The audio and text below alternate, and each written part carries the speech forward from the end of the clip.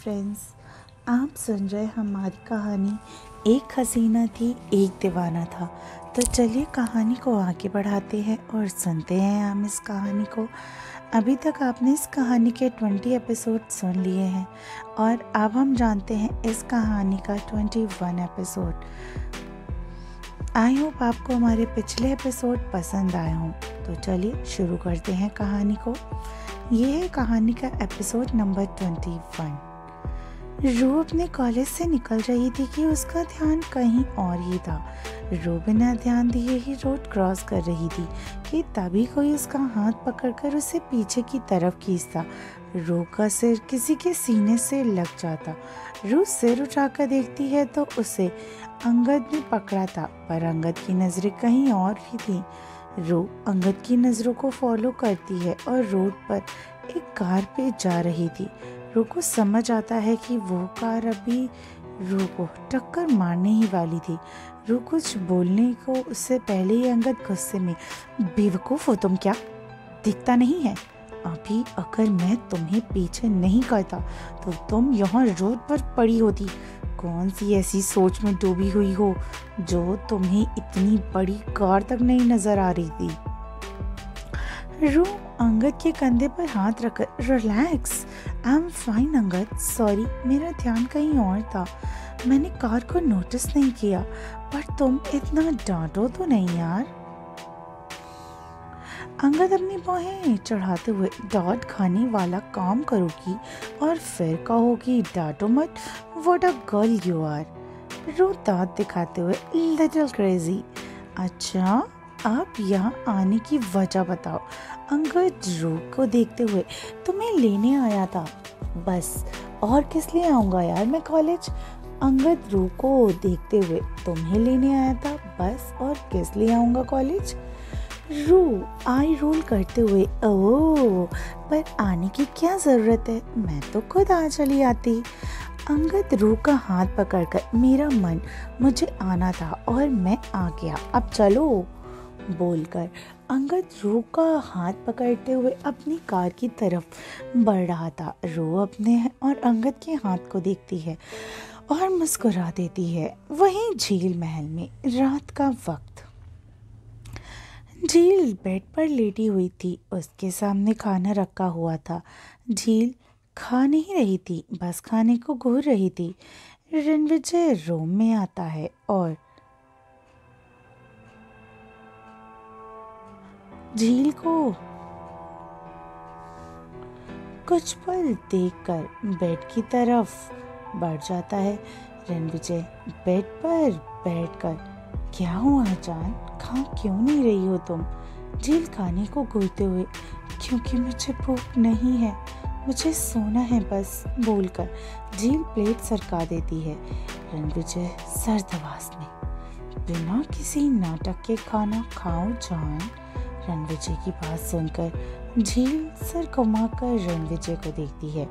झील रणविजय को देखते हुए, पर नहीं खाना मुझे, कोई जबरदस्ती है क्या? झील की बातें सुनकर रणविजय हल्का सा मुस्कुराता है और झील के बालों को पकड़कर मुट्ठी में भर लेता है। राजवीर झील को चेहरे के करीब जाकर, बेशक जबरदस्ती है जान, क्या है ना कि तुम्हें जीने के लिए इस खाने की ज़रूरत है और मैं तुम्हें मरने नहीं दे सकता, तो खाओ वरना। इतना बोलकर राजवीर रुक जाता है। राजवीर की बातों में झील के लिए एक वार्निंग साफ साफ नजर आ रही थी, इसलिए वो बिना कुछ बोले चुपचाप खाने लगती है। राजवीर झील को खाते हुए देख रहा था। खाने के बाद झील चुपचाप बेड पर लेट जाती है और राजवीर की तरफ अपनी पीठ कर लेती है। राजवीर भी लेट जाता है और झील के पेट पर हाथ रखकर उसे अपने करीब खींच लेता है। झील धीरे से, वीर छोड़ो मुझे। राजवीर झील के कान में, तुम्हारी मौत के बाद भी नहीं, तुम्हें नहीं छोड़ूंगा जान, बोलकर राजवीर झील के कान पर किस कर लेता है। राजवीर की बात सुनकर झील की धड़कनें बढ़ गई थी। थोड़ी देर के बाद झील भी सो जाती है। अगली ही सुबह झील करवट बदलते हुए अपनी आंखें खोलती है। आंखें खोलते ही झील को राजवीर की बातें याद आने लगती हैं। झील उठकर बैठते हुए मौत सब बदल देती है वीर। मैंने जो किया वो पाप था, उसकी माफ़ी नहीं है। मैं तो सिर्फ सज़ा, तुम्हारा पता नहीं, सिर्फ सज़ा की हकदार हूँ। मैं खुद को सज़ा ज़रूर दूंगी, बोलकर झील गहरी सांस लेती है। दूसरी तरफ कॉलेज में रू अपनी दोस्त अमायरा के साथ कॉरिडोर से जा रही थी। अचानक अमायरा का let's attend Yuvraj. Oh my God sir, जल्दी से। New confusion. हाँ, रू कन्फ्यूजन से वो अजीब से प्रोफेसर, मुझे वो बहुत ही क्रीपी लगते हैं। अमायरा रू को देखते हुए, इसलिए तो तूने उनकी क्लास कभी अटेंड नहीं की, बट बिलीव मी रू, ही इज बेस्ट। चल अब, बोलकर अमायरा रू को खींचते हुए ले जाती है। रू मना करती पर अमायरा नहीं सुनती। क्लास से पहुंचने के बाद रू और अमायरा फर्स्ट बेंच पर बैठ जाते हैं। थोड़ी देर में युवराज अंदर आता है। युवराज बुक टेबल पर रखते हुए, हेलो एवरीवन, सो आज हम आपके इंटरेस्ट के बारे में पढ़ेंगे। Ask anything. एक स्टूडेंट खड़े होकर, सर दैट डे आपने डीमंस के बारे में बातें करी थी, सो आगे भी बताइए, बोलकर वो स्टूडेंट्स बैठ जाता है।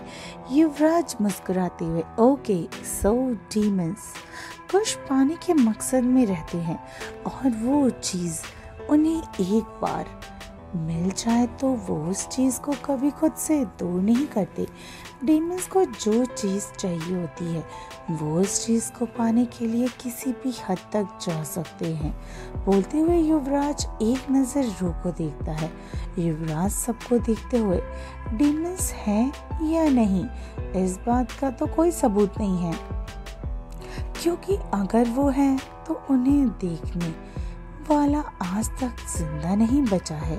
डीमंस कभी भी अपने शिकार को नहीं छोड़ते, स्पेशली डीमंस किंग। वही युवराज की बातें सुनकर रू मन में, कहीं जो दी के साथ है वो भी डीमन तो नहीं, पर उसे सोचते हुए रू राजवीर को देखती है जो क्रीपी नजरों से उसे ही देख रहा था। ये देखकर रू अपनी नजरें फेर लेती है। झील महल में झील रूम में ही खड़ी थी, उसके हाथ में एक चाकू था। वो चाकू झील को नीचे से मिला था। झील एकदम से उस चाकू को देख रही थी। झील चाकू को देखते हुए, बहुत गलत किया है मैंने तुम्हारे साथ, उसकी सज़ा मुझे खुद मिलनी चाहिए और आज मैं खुद को सज़ा दूंगी, बोलकर झील को चाकू को अपनी कलाई पर रख लेती है। झील अपनी आंखें बंद कर लेती है और उसके जहन में अपनी और राजवीर की कुछ यादें आ जाती हैं। झील की आंखों से एक कतरा आंसू बह जाता है। क्या झील खुद को मार लेगी? क्या सही समय पे राजवीर आकर झील को बचा पाएगा? क्या इस जन्म में इन दोनों की कहानी पूरी हो पाएगी या लेना पड़ेगा रू को, क्या लेना पड़ेगा झील को भी एक नया जन्म और वो भी बन जाएगी राजवीर की तरह डीमन? क्या होने वाला है कहानी में आगे, जानने के लिए सुनते रहिए हमारी ये कहानी, जिसका नाम है एक हसीना थी एक दीवाना था, सिर्फ टिनी FM जान के साथ।